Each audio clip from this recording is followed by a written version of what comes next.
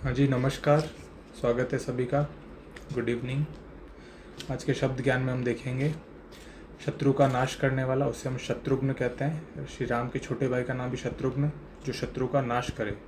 संसार भर में जो प्रसिद्ध हो, पूरे संसार में जो प्रसिद्ध होता है उसे हम कहते हैं विश्व विख्यात। पूरे विश्व में विख्यात यानी प्रसिद्ध। जो मरने की इच्छा है, मरने की इच्छा को हम मुमूर्षा कहते हैं। वहीं मरने की इच्छा रखने वाला उसे हम मुमूर्षु कहते हैं। हम मात्रा ध्यान रखेंगे मुमूर्षा की।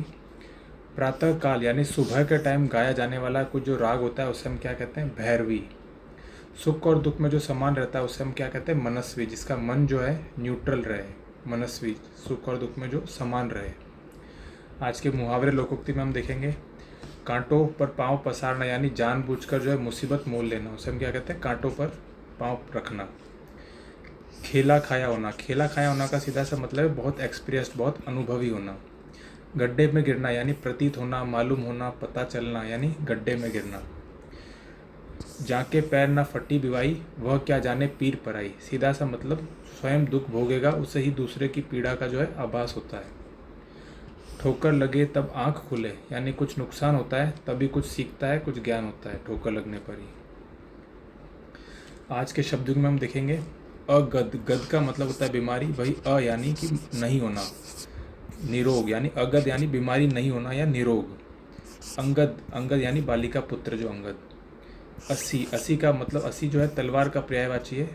और वहीं 80 एक संख्या, 80 80। बात करते हैं व्याधि। व्याधि होता है शारीरिक कष्ट। वहीं आधि होता है, आधि अगर छोटी ई की मात्रा है तो वो है मानसिक पीड़ा। वहीं आधी अगर बड़ी ई की मात्रा है तो वो आधा का स्त्रीलिंग होता है। आधा यानी कोई आधी रोटी है तो वो आधी।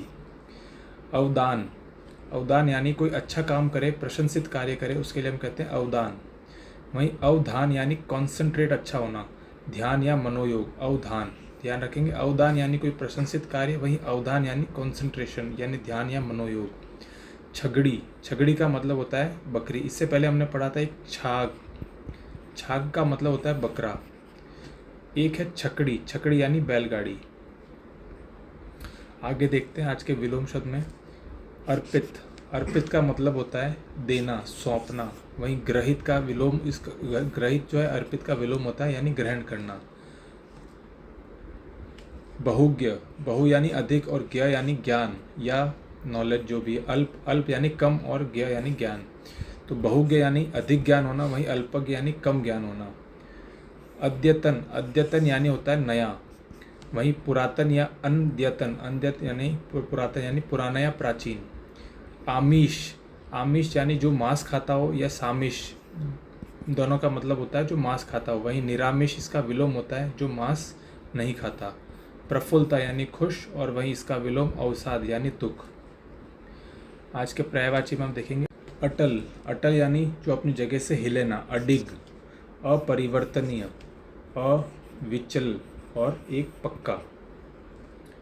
विनिमय, विनिमय यानी आदान प्रदान या लेन देन करना, यानी पैसे के बदले कोई चीज़ लेना, तो उसे हम कहते हैं विनिमय। अदला बदली, आदान प्रदान, उल्टा फुल्टा या लेन देन। वीणा, वीणा के पर्यायवाची हम देखेंगे घोषवती, जंत्री और तंत्री।